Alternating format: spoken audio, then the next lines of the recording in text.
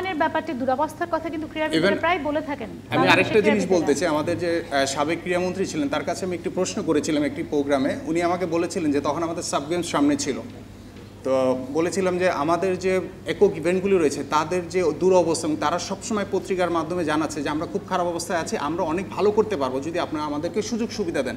তো উনি আমাকে উত্তর দিয়েছিলেন আমি তো সবার জন্য 2 কোটি টাকা বরাদ্দ করেছি, সো 2 কোটি টাকা দিয়ে আপনি একটি ইভেন্টও চালাতে পারবেন না। সেই জায়গায় যদি আপনি 10 থেকে 15টি ইভেন্টের কথা বলেন তাহলে এই ইভেন্ট কখনোই ইমপ্রুভমেন্ট করবে না, যেখানে কিন্তু বাংলাদেশের সুযোগ রয়েছে একক ইভেন্টগুলিতে অনেক ভালো করার। আমি মাননীয় মন্ত্রীর কাছে একটু অনুরোধ করবো যে আপনি এই বিষয়গুলি যদি একটু নজর দেন, আমি বিশ্বাস করি যেগুলো নেওয়া হচ্ছে সেগুলো কি বাস্তবসম্মত পরিকল্পনা? হ্যাঁ, অবশ্যই পরিকল্পনা যেগুলো নেওয়া হয়েছে সেগুলো তো আমরা বাস্তবায়ন করছি। আর আমরা যে ক্রীড়া প্রতিভা অন্বেষণ, একটি প্রশ্ন এর আগে আসছিল, একটি ছেলে করেছে যে ক্রীড়া প্রতিভা অন্বেষণ, এটা কিন্তু আমরা করছি, বর্তমানেই আমাদের চলছে।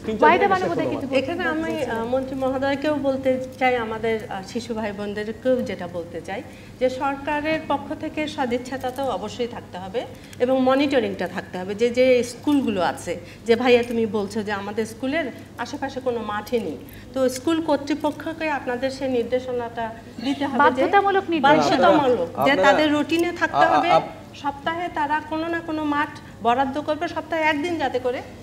সপ্তাহে একদিনে আসলে খেলাধুলা করে কতটুকু তারা তাদের নিজেদের বিকাশ করতে পারবে সেটা আমার প্রশ্ন ছিল। যদি একেবারে না হয় সপ্তাহে একদিন তারা যেন মাস্ট এটা করে। এবং আমি একটু সৈয়দ ইমতিয়াজ আহমেদ এবং আমিনুল হক আপনাদের কাছে জানতে চাই, ঢাকা শহর বাদে সমগ্র বাংলাদেশের শিশু কিশোররা কি আসলে খেলাধুলার সুযোগ পাচ্ছে যেটি বলছেন মন্ত্রী? না, আসলে আমরা ঢাকা শহর কেন্দ্রিক বলছি না, আমরা কিন্তু সমগ্র বাংলাদেশের কথাই বলছি যে আমাদের প্রত্যেকটি ডিস্ট্রিক্ট লেভেলে, থানা লেভেলে, ইউনিয়ন লেভেলে যে আমাদের খেলাধুলার যে সুযোগগুলি করে দেওয়া উচিত। পাশাপাশি আপনারা কি এমন কোনো উদ্যোগ নিয়েছেন যে প্রত্যেকটি ডিস্ট্রিক্ট লেভেল থেকে বা থানা লেভেল থেকে যে আমাদের যে ট্যালেন্ট হাট, যেটা আমাদের শিক্ষার্থী বলেছেন, না বলেছেন, কিন্তু আসলে উনি নির্দিষ্ট যেটি বললেন যে আমি 150 জনকে এনে আমি কোচিং করি, সেটা কোন ইভেন্টের জন্য করেছেন? আমাদের ইভেন্ট তো শুধু একটি না, অনেকগুলো ইভেন্টের জন্য। হ্যাঁ, আমাদের অনেক ইভেন্ট রয়েছে। একটা জিনিস অ্যাড করতে চাই, একটা ইভেন্টে না অনেকগুলো ইভেন্টে করা হয়েছে। একটা স্টেডিয়াম হওয়াটাই শেষ কথা নয়, কারণ এটাকে মেনটেনেন্স করতে হয়। আমরা দেখি অনেক খেলার মাঠ আছে, সেখানে গরু আছে, ছাগল আছে, অনেক আগাছা আছে, পরিষ্কার পরিচ্ছন্ন নাই। তো আমার বক্তব্য হলো আমাদের যেখানে যতটুকু মাঠ আছে সেই মাঠটাকে যেন সর্বোচ্চ পর্যায়ে আমরা ব্যবহার করতে পারি এবং এটা যেন কারো দখলে না থাকে। আমাদের শিশু কিশোররা যেন এটাতে মানে গ্রুপ করে করে খেলতে পারে। এটা আপা একটা ভালো কথা আমরা মনোযোগী, আমরা সমগ্র বাংলাদেশ ব্যাপী আমাদেরকে মনোযোগী হতে হবে। একটা ব্যাপার হচ্ছে যে আমাদের কিন্তু বেশ কিছু ফ্যাসিলিটিস আছে। আমি যদি বলি যে মন্ত্রণালয়ের প্রায় 20টার মতো সুইমিং পুল আছে। আমি আপনার ইনফরমেশনের জন্য বলছি যে আপনি যদি একটু জানতে চান যে আসলে এইগুলো, এই ফ্যাসিলিটিসগুলোর অবস্থা কি, ফ্যাসিলিটিসগুলো কারা নিচ্ছে বা নিতে পারছে, আমার কথা হচ্ছে ফ্যাসিলিটিস যদি অ্যাক্টিভেটেড থাকে তাহলেই আসে প্রশ্ন যে নেওয়ার বিষয়। কিন্তু আসলে কি, আমি যদি বলি সুইমিং পুল তৈরি করা এবং মেনটেন্যান্স কিন্তু হিউজ কস্ট, সেই জায়গাটাই কি হচ্ছে সেটা একটা বড় বিষয়। আমি সুইমিং পুলের কথা এই কারণে বলছি যে আমরা বাংলাদেশে প্রতি বছর প্রায় 18,000 শিশু পানিতে ডুবে মারা যায়। তাদের প্রতিরোধের জন্য আমরা কিন্তু কাজ করছি এবং সেটা যেমন ঢাকা শহরে করছি, ঢাকার বাইরেও আমরা কমিউনিটি সুইমিং ইনস্ট্রাক্টর তৈরি করছি এই অ্যাডোলেসেন্টদের ভিতর থেকে, যারা ট্রেনার হিসাবে কমিউনিটিতে সুইমিং শেখাচ্ছে। এবং আমরা কমিউনিটি যে পুকুর আছে সেই পুকুরগুলোতে আমরা স্ট্রাকচার তৈরি করছি, ব্যাম্বু স্ট্রাকচার দিয়ে, যাতে ওরা সাঁতার শিখতে পারে, technical swimming with survival technique. Biren Sikdar, monitoring এর ব্যাপারটা বারবার আসছে। মনিটরিং এর ব্যাপার যেটা, সেটা হলো যে আমরা এই মাঠগুলি আমরা নিশ্চয়ই এটা বিধান করতে পারছি কিনা সেটা তো কথা। তো আমরা স্কুলের ক্ষেত্রে শিক্ষা প্রতিষ্ঠান বলেই বলি, স্কুল নয় শুধুমাত্র, primary school, high school, college, swimming পুলের কথা পরে বলছি, আমি এই মনিটরিং এর কথাটা আগে বলে নিই। সেটা হলো যে আমরা স্কুলের ক্ষেত্রে আমরা কিন্তু, আমি প্রথমেই বলেছি যে এমবার্গো আছে, যে তার নির্দিষ্ট পরিমাণ জমি না থাকলে তাদেরকে কিন্তু অ্যাপ্লিকেশন দেওয়া হয় না। তো সুতরাং তাদেরকে মাঠ তো রাখতেই হচ্ছে, সেই মাঠের অবস্থার উন্নয়নের জন্য আমরা কাজ করছি। আপনারা গ্রামেগঞ্জে যে প্রত্যেক স্কুলের দেখুন, প্রত্যেক স্কুলে মাঠ অবশ্যই একটা আছে, সেটা হয়তো কোনোটা ভালো আছে, কোনোটা খারাপ আছে, কিন্তু আমরা সব কয়টা চেষ্টা করছি যে সবুজ মাঠের সুবিধা, গ্রিন ফিল্ড যাতে সবাই যাতে পায়, সেজন্য আমরা সর্বাত্মক প্রচেষ্টা আমরা চালিয়ে যাচ্ছি। আমি একটা বিরতি নিয়ে আবারও ফিরে আসছি আমাদের আলোচনা। আমাদের শিশু কিশোরদের অনেক বক্তব্য আছে। দর্শক, এখন একটা বিরতি নিচ্ছি। দর্শক দেখছেন প্রজন্ম সংযোগ। আমি আমার ভবিষ্যৎ প্রজন্মের কাছে যেতে চাই, কে বলবে? আমাদের দেশে বর্তমানে নানা ধরনের ছেলেমেয়েদের খেলাধুলার জন্য নানা ধরনের খেলাধুলা প্রতিষ্ঠান এবং ক্লাব গড়ে উঠেছে, কিন্তু এমন অনেক দরিদ্র ছেলেমেয়েরা আছে যারা এইসব খেলাধুলার প্রতিষ্ঠানে এবং ক্লাবে খেলাধুলার জন্য সুযোগ পাচ্ছে না। এই ক্ষেত্রে কি এমন কোনো পদক্ষেপ নেই যাতে তারাও খেলাধুলার সুযোগ পায়? যারা সুবিধা বঞ্চিত, যারা ভালো অবস্থায় আছে, সবার জন্যই আমরা করতে চাই, কিন্তু আমাদের দেশের সম্পদ এবং দেশের যে সুযোগ সুবিধা আছে তার মধ্যে সেই সীমাবদ্ধতার মধ্যে রেখে আমরা অবশ্যই চেষ্টা করব যে সবার জন্য সীমিত সম্পদের সঠিক ব্যবহার করলে সুবিধাবঞ্চিত শিশুরা এগিয়ে আসবে, এবং ইউনিসেফের নিশ্চয়ই এই ক্ষেত্রে আমরা জানতে যাবো তারা কী করছে। আমি একটা আরও প্রশ্ন নিতে চাই। আমার প্রশ্ন ছিল, আমাদের পার্শ্ববর্তী দেশের অনেক খেলার চ্যানেল রয়েছে, কিন্তু আমাদের দেশে এখনও কোনো খেলার চ্যানেল, নিজস্ব কোনো খেলার চ্যানেল করা হয়নি, কেন? গণমাধ্যমে কোনো খেলাধুলার চ্যানেল নেই কেন? খেলাধুলোর চ্যানেল, যেটা চ্যানেলগুলো তো সবই তো ব্যক্তি উদ্যোগী। আমাদের সরকারি চোখ শুধু বিটিভি, আর বাদবাকি সব বাদবাকি সব যে চ্যানেলগুলো আছে সব ব্যক্তি উদ্যোগে করেছে। তারা এখন অনেকগুলো চ্যানেল আছে যারা সংবাদ ভিত্তিক, তা ক্রীড়া ভিত্তিক কেউ করে নাই। ক্রীড়া ভিত্তিক যদি কেউ এগিয়ে আসে নিশ্চয়ই আমরা তাদের কোনো ক্রীড়া অনুরাগী মানুষের সংখ্যা, দর্শকের সংখ্যা কি কম আমিনুল হক? না, মোটেও না। আসলে আমি মনে করি যে আমাদের বাংলাদেশের যে প্রত্যেকটি ডিস্ট্রিক্ট লেভেল বলেন, থানা লেভেল বলেন, প্রত্যেকটি জায়গায় কিন্তু আসলে ক্রীড়ামোদী সবাই আছে। এবং আমাদের যে বর্তমানে T20 ওয়ার্ল্ড কাপ চলছে বা সামনে ওয়ার্ল্ড কাপ ফুটবল আসছে, সবাই কিন্তু খেলাধুলা পছন্দ করেন। সো এই ক্ষেত্রে যে কোশ্চেনটি আসলো যে একটি টিভি চ্যানেল কেন নেই, সো এই ক্ষেত্রে যে আমাদের বাংলাদেশে যে গ্রামীণ খেলাগুলি যদি আছে, আমাদের বর্তমানে যে ইন্টারন্যাশনাল লেভেলে যে ক্রিকেট, ফুটবল, হকি থেকে শুরু করে অন্যান্য যে ইভেন্টগুলি আছে, এগুলিকে যদি আমি ভালোভাবে পরিচর্যা করি, তাহলে কিন্তু এগুলির সঠিক ইয়েগুলি যদি পরিচর্যার মাধ্যমে আসলে কিন্তু একটি টিভি চ্যানেল তৈরি হয়ে যায়। কথা বললেন বিপিএল এ প্রচুর অর্থের বিনিয়োগ হয়, প্রচুর অর্থ ব্যবহার, মানে সেখানে আমরা দেখি সেই অর্থগুলো আসলে খেলাধুলার চ্যানেলের ক্ষেত্রে কেন সরকার বা ব্যক্তিগত উদ্যোগে কেন এগিয়ে আসা হচ্ছে না, কি মনে হয়? এটা সরকারি উদ্যোগে তো কোনো চ্যানেল, আমাদের যে বিটিভি আছে, বিটিভির ক্রীড়ার জন্য আলাদা অংশ আছে, কিন্তু শুধুমাত্র বিটিভিতে তার শুধুমাত্র ক্রীড়ার বিষয়টি নিয়ে আসা যাবে না। তো এখন ব্যক্তি উদ্যোগে যদি, আমি তো আগেই বললাম যে ব্যক্তি উদ্যোগে যদি কেউ ক্রীড়া নিয়েই শুধুমাত্র চ্যানেল করতে চায়, যদি এগিয়ে আসে এবং সেই চ্যানেল নিশ্চয়ই জনপ্রিয় হবে, যদি এগিয়ে আসে তাহলে নিশ্চয়ই আমরা অনুমোদন দেবো। আমাদের বাংলাদেশে কিন্তু প্রচুর খেলাধুলার ইভেন্ট রয়েছে, যেগুলির মাধ্যমে কিন্তু আমি মনে করি যদি কোনো টিভি চ্যানেল তারা করতে চায়, সারা 24 আওয়ার্স তারা করে যেতে পারবে। সো জাস্ট একটা উদ্যোগের দরকার, আসলে ব্যক্তিগত উদ্যোগের দরকার। কিন্তু এখানে আমি একটু অ্যাড করতে চাই, যে আমি একটু যদি বলি, সেটা হচ্ছে যে হয়তো ব্যক্তিগত উদ্যোগে ক্রীড়ার বিষয়টা আমাদের দেশের জন্য লাভজনক না হয়তো, কিন্তু আমার কথা হচ্ছে পথ যদি আমরা দেখতে পাই বিটিভি থেকে, যেমন বিটিভি আছে, বিটিভি ওয়ার্ল্ড আছে, বিটিভি সংসদ আছে, বিটিভি স্পোর্টস নয় কেন? সব দর্শক তো ওই T20 খেলাই দেখছে। হ্যাঁ, সেটা দেখছে, বিটিভিতে দেখছে, কিন্তু আমি বলছি যে বিটিভি ওয়ার্ল্ডে দেখাচ্ছে, বিটিভিতে দেখাচ্ছে। আমার কথা হচ্ছে যে বিটিভি স্পোর্টস কেন নয়? বিটিভি যদি আমাদেরকে পথ দেখায়, সেই পথে আরো কেউ হয়তো হাঁটবে, কারণ বিটিভি যেই রিস্কটা নিতে পারবে, হয়তো ব্যক্তি উদ্যোগে সেই রিস্কটা হয়তো অনেকে নিতে চাচ্ছে না, কিন্তু বিটিভি পথ দেখালে পরে হয়তো আগাবে।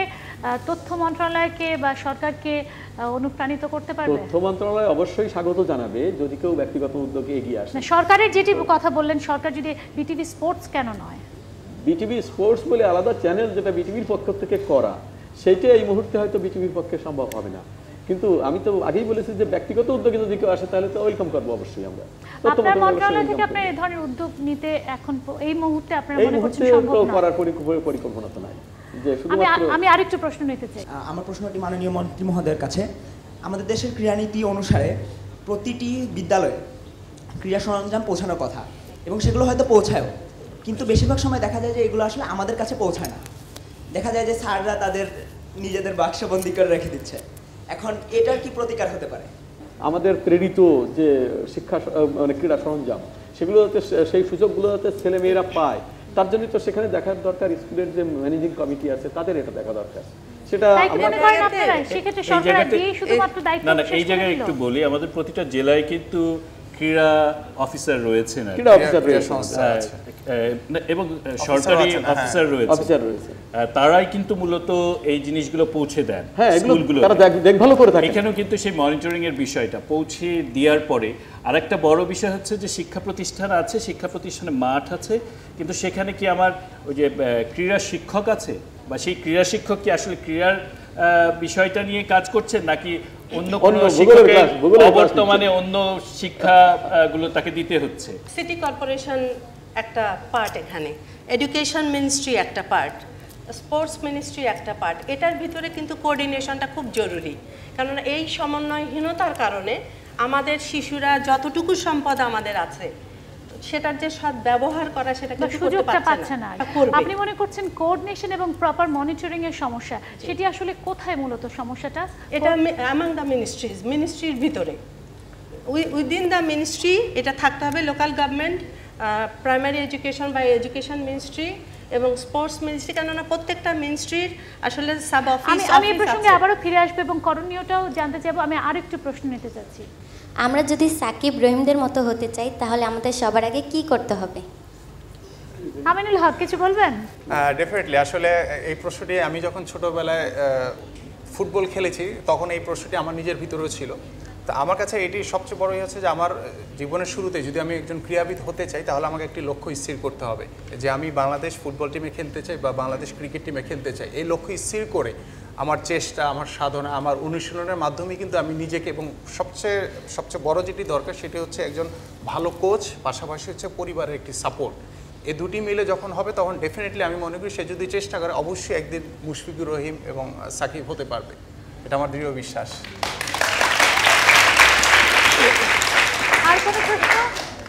আমরা যারা পথে বা বস্তিতে বাস করি, আমরা যেসব মাঠে খেলাধুলা করতে যাই ওই সব মাঠে যেসব বড় ভাইয়েরা আমাদেরকে মারধর করে মাঠ থেকে বের করে দেয়। আর আমরা যারা পথে বা বস্তিতে থাকি আমাদের কি খেলাধুলার কোনো অধিকার নেই? যদি থাকে তাহলে এরকম কেন? মাননীয় মন্ত্রী মহোদয়ের কাছে আমার প্রশ্নটি হচ্ছে যে আমাদের পার্শ্ববর্তী দেশ শ্রীলঙ্কাতে প্রত্যেকটি স্কুলে ক্রিকেট খেলা বাধ্যতামূলক, তাহলে আমাদের দেশগুলোতে আমাদের দেশে যে কোনো একটি খেলা বাধ্যতামূলক করা আদৌ সম্ভব কি? আমি সেই প্রশ্নের উত্তর নিব, তার আগে আমি একটু আরেকটা প্রশ্ন নিতে চাইছি। আমার কথা হলো, আমি চলতে পারি, হাঁটতে পারি, যেখানে মন চায় যেতে পারি এবং স্টেডিয়ামে গিয়ে খেলা দেখতে পারি, কিন্তু আসন্ন টি-20 বিশ্বকাপে যারা হাঁটতে পারে না, চলতে পারে না, শারীরিক প্রতিবন্ধী, বুদ্ধি প্রতিবন্ধী, তাদের জন্য আলাদা কোনো সুযোগ সুবিধা রয়েছে কি? এবং যদি সেই সুযোগ সুবিধা থাকে তারা সেটা পাচ্ছে কি? এবং তারা কি জানে তাদের জন্য আলাদা কোনো সুযোগ সুবিধা রাখা হয়েছে?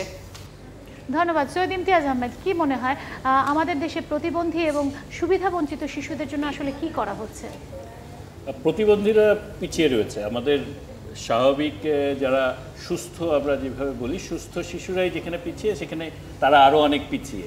প্রতিবন্ধীদের ক্ষেত্রে যেটা বলবো যে বিসিবির একটা যখন স্টেডিয়ামটা তারা রিনোভেশন করেছে এই ওয়ার্ল্ড কাপের জন্য, তখন লাস্ট ওয়ার্ল্ড কাপের জন্য, তখন কিন্তু প্রতিবন্ধীদের অ্যাক্সেসিবল একটা জায়গা ছিল।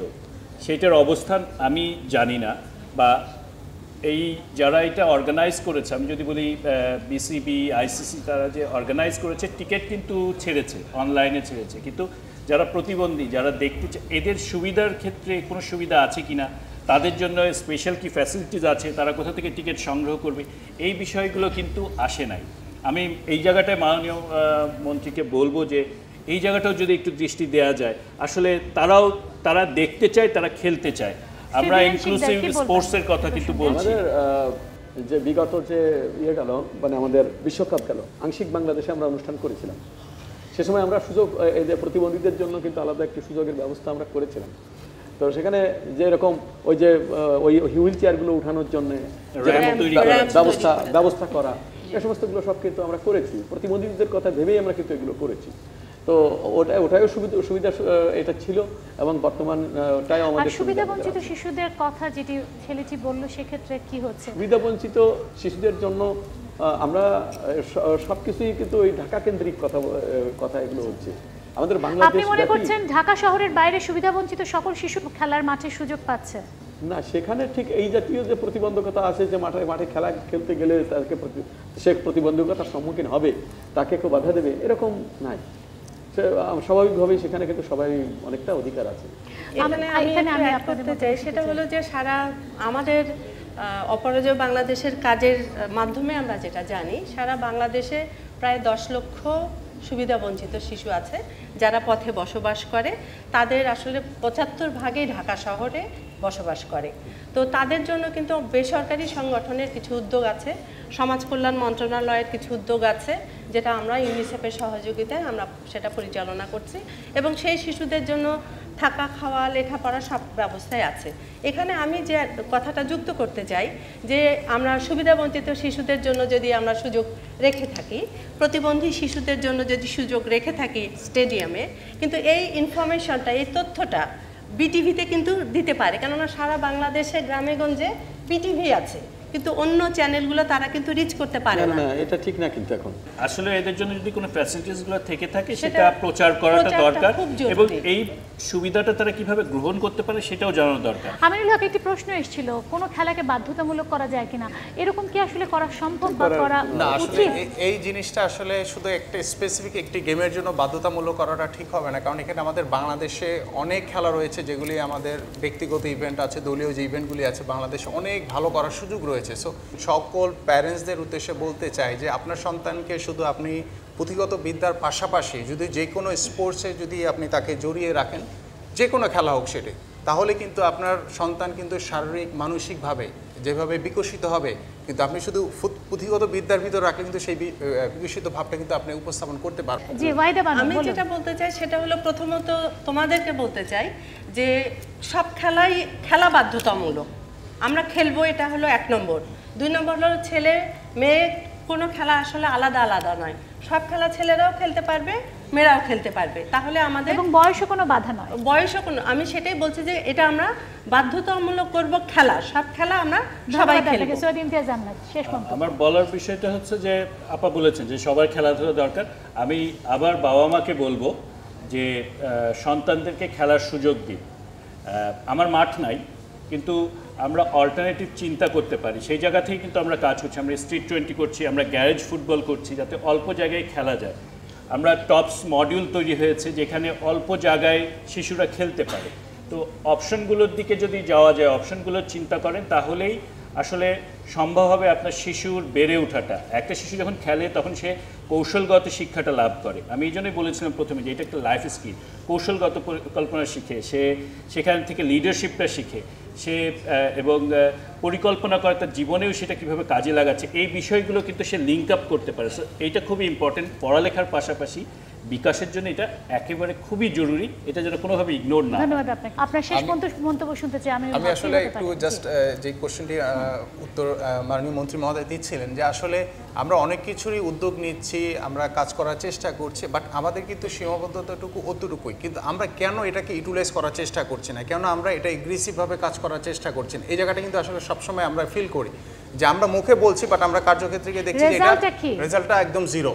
সো আমি আজকের এই অনুষ্ঠানের মাধ্যমে মাননীয় মন্ত্রী মহোদয়ের কাছে অনুরোধ করবো যে আজকে অনেক প্রশ্ন আপনি শুনেছেন এবং আপনার ভিতরে কিছু হয়তো বা প্রশ্ন রয়েছে, বা আপনি চেষ্টা করবেন যে এই আজকের যে অনুষ্ঠানের মাধ্যমে আপনি বাংলাদেশের ক্রীড়াঙ্গনকে কিছুটা হলো ত্বরান্বিত হবে, সেই আশাবাদ আমি ব্যক্ত করছি। ক্রীড়া প্রতিমন্ত্রী, আপনার শেষ মন্তব্য। আপনি যে কথাটি বললেন যে যতগুলি প্রচেষ্টা গ্রহণ করা হয়েছে সব প্রচেষ্টার রেজাল্ট কিন্তু জিরো, এটা কিন্তু সত্য না। কারণ আপনি আপনার কি এই মুহূর্তে আপনার চোখে কি বাজছে না যে আমরা এই T20 যে খেলা এখানে বাংলাদেশে করছি, পৃথিবীর কোনো দেশ বাংলাদেশের মতো যে সব কয়টি ইভেন্ট বিশ্বকাপের মতো একটি খেলার সব কয়টি ইভেন্ট বাংলাদেশে অনুষ্ঠিত করা কোনো দেশে কি করতে পেরেছে? আমরা বাংলাদেশ উদ্যোগ গ্রহণ করেছি, কিন্তু ফেডারেশনগুলো শিশু কিশোরদের উদ্দেশ্যে বলতে চাই যে বাংলাদেশ এখন কোনো গরিব দেশ নয়। বাংলাদেশ আমরা এখন যথেষ্ট আমরা স্বাবলম্বী, আমরা খাদ্যে সম্পূর্ণ হয়ে গেছি। আমরা সমস্ত ক্ষেত্রে আমাদের আজকে পার ক্যাপিটা ইনকাম $1100 উপরে, যা আমাদের $690 ছিল।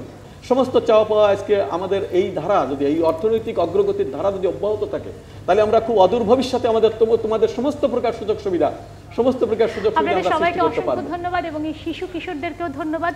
তাদের কণ্ঠে কণ্ঠ মিলিয়ে বলতে চাই আমরা আসলে খেলবই, মাঠ দখল মুক্ত করবই, এবং সৃষ্টিশীল আত্মপ্রত্যয় পূর্ণাঙ্গ মানুষ হিসেবে এই শিশু কিশোরদের গড়ে তুলব। ধন্যবাদ সবাইকে।